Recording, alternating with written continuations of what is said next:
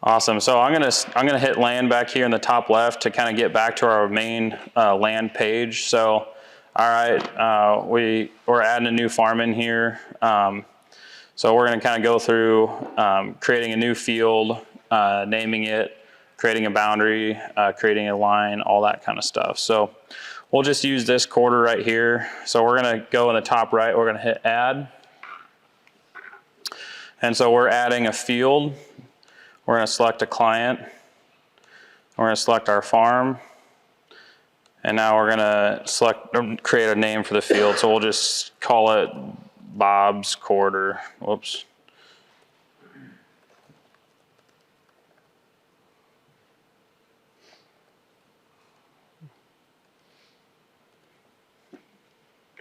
If we wanted to select a base station, we don't have any in here, but we could do that there. So we're going to hit save. Okay, so we got our name, Bob's Quarter. We got our client and farm. We don't have an active boundary, but we're going to make one. So our next step, we're going to hit add up here in the top right. Now we're going to add our boundary. You can go in here and make it from a previous operation, such as a planting pass or a combine pass. And we'll kind of talk more about it too with the displays, but we highly recommend having accurate boundaries. Kind of like I showed you guys on the other quarter, we'd put in a headland offset. However, that's only going to be as accurate as your boundary. So hand drawing a boundary on Operations Center, you could be a decent ways off, and we need that to be as accurate as possible. And so we'll go through, going through and drawing a new boundary on the Gen 5. The other thing that we need to really have accurate boundaries for, as some of this stuff gets more popular around here, things like turn automation, especially, and then obviously down the road when we have autonomous stuff. So we're going to draw a new boundary. It's going to be tied to this field that we just created. We're going to hit next. First things first, we got to name it. So we're going to just keep it the same field name. You guys can name it whatever you want. So next we're going to go ahead and draw a boundary. So over here on the right, we got some of our tools. I showed you before how you can select points. Most of the time, if you're using this, you're going to be doing it on a boundary created from a map. Where you're going to have a ton of points, maybe in some corner or something like that. So we got the polygon tool, draw a circle tool, and then a rectangle tool.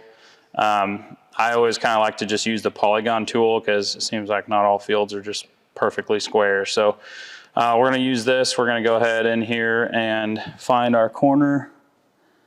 Say we want it to be right there. We can draw it across. We can make points in the middle of the field if we want, or we can just stretch it all the way. You can put in as many points in there. So if you wanted to try to round this corner out, you can put a bunch of them in there.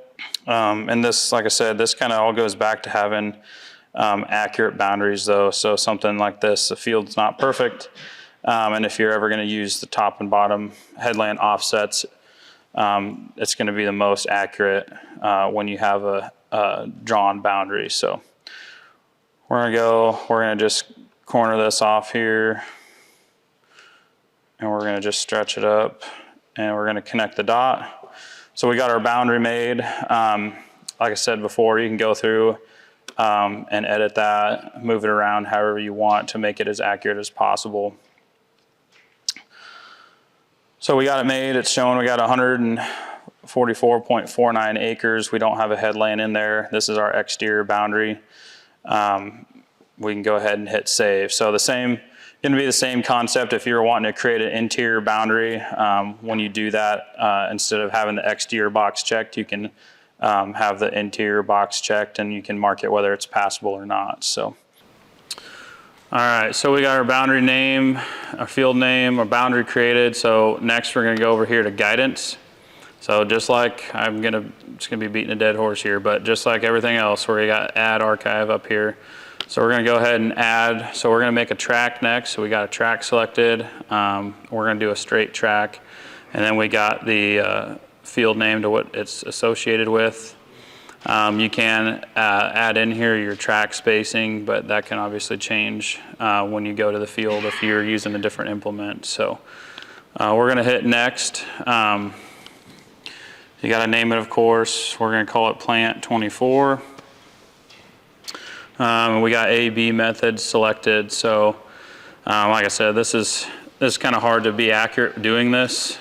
We don't really recommend doing this, but just showing you that you can if you wanted to. So we're going to go ahead and just select our A point here, and we'll just do our B point here. And then it's going to give us the details, the heading, the length, and all that. So nothing is ever as accurate as actually mapping it or driving it in the field. So we're just going to go ahead and save that. Any questions on that? I don't see this really being used a whole lot, so.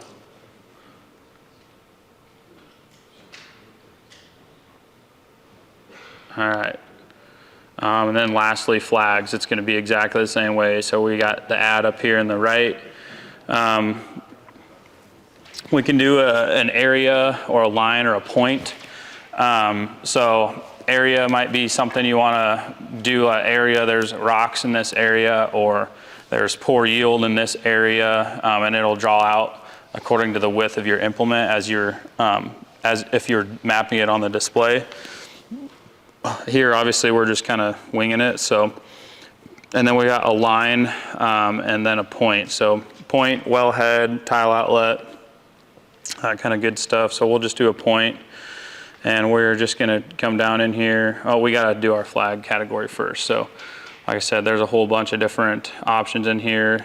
We can hit edit categories, and we can go in here and add other categories as well as delete some of these categories as well. So we'll hit save. We're going to select a wellhead as our type, and we're just going to put a point right here. So it's going to tell us our latitude and longitude. We can come in here and say, watch out for the well, or whatever you want, just say wellhead, and then hit the save button. So when we do a setup file, or if you have data sync turned on, this will all show up in our display. So sweet. So we kind of went over creating new fields, editing old fields. Let's do one more thing in land. Oh, okay. So if he clicks on land up on the top left, a couple real quick, easy ways to clean up some data. Yeah. So if you got a bunch of data pulled into Op Center, you're just starting to clean it up now. You see those filter icons where you got client, farm, field, archived, headland. The last one there's a filter. So if he clicks on that, on there, so we got data cleanup. So the 4 right options, if he checks marks no boundaries, no flags, no guidance, no work, that's a real quick, easy way to clean up a bunch of fields that have nothing in them. Because obviously if you don't have a boundary, a guidance line, or work, there's truly nothing in that field. So if he does that and hits done, it's going to pull up on your list any fields that have nothing in them. So by doing that, he could check mark that, well, where the minus sign is beside name, that top check mark box. There you go. So that's going to check mark any of those fields. So right now there's just one field. But say you had 200 fields showing up and you had 100 of them that have nothing in them, you could do this, check mark it, and archive, and you archived 100 fields just with a few button clicks. We're not going to actually archive that field because we want to keep it for later. But you could do the same thing under guidance. So instead of looking at guidance lines per field, if he just strictly from this page clicks guidance, that's a list of all your guidance lines for all your fields. So maybe for tillage, you create a line called tillage on every field. Or for harvest, when you're harvesting beans at an angle, you just call that guidance line harvest. As long as you keep it consistent across all your fields, he can type in that search box, type in plant, because I think there's plant lines. Any line with the word plant now shows up. He could check mark that across all of our fields. Now we're going to archive any guidance lines that have the word plant in it. So I've had guys do that with NH3, with harvest, with tillage, adaptive curves, same thing. Ways to easily clean up a bunch of data real quick. The final thing would be merging fields. So if he goes back to clients and farms, we're going to clear that filter. So he has our for cleanup filter on. So now we got all our fields. So let's say we pull in and now we want to farm those 2 quarters there as a half section. So if he check marks Bob's quarter and Levitt's quarter, they're both going to show up. On the top right, we have a merge option.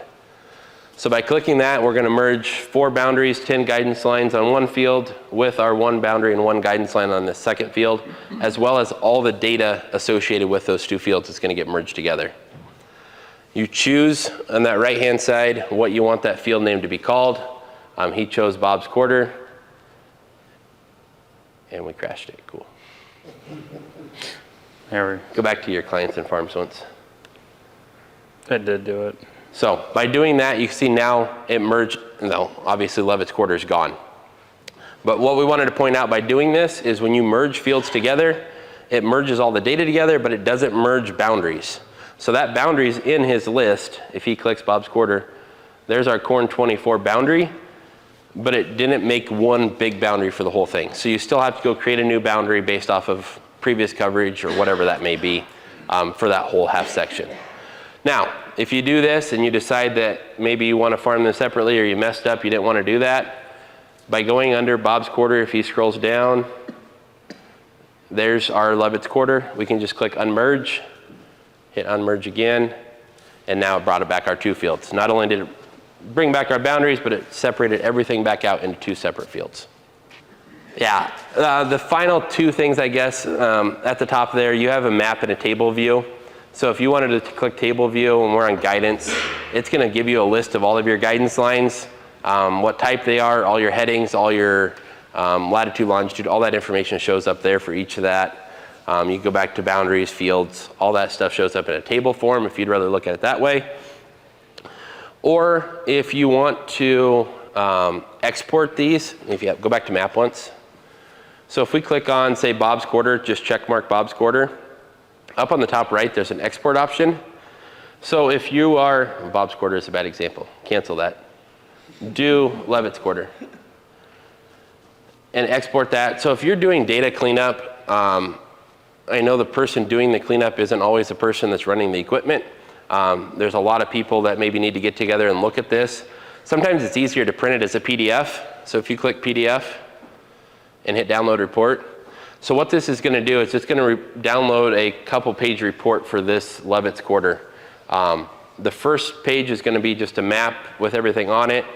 The second page, if you keep scrolling down, it's going to have them all labeled. So you could sit down with dad, grandpa, uncles, brothers, whoever it may be, lay this on the table and say, line C is seeding 23. Are we going to use that this year? Is that named wrong? You could make those changes just on a sheet of paper and then go back and make those changes later, versus trying to sit around a computer and look at what this line is, what that line is. I've also had guys that'll take this, once it's all cleaned up, print it off, make their master planting book or whatever they want to call that. So they have all of their guidance lines printed off. So just know you can export all of that data as well. If you do archive, say, Bob's quarter, and Bob's quarter is still a field in the display, when that data comes into Operations Center, it's going to send all that data to Bob's quarter. And Bob's quarter is archived, so all of your data is going to be thus archived.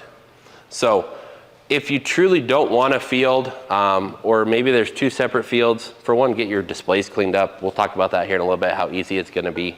But if there's stuff in the archive that you definitely don't want, delete it. So if he goes to archives, say that Geneva farm, we definitely don't want that anymore. He can go up and hit delete. Now, if for some reason that Geneva farm is still in our displays, when it comes back, it's going to be an active field with your active data. Versus right now, anything that's recorded under Geneva on my display is going to go straight to the archives. So, just things we've ran into.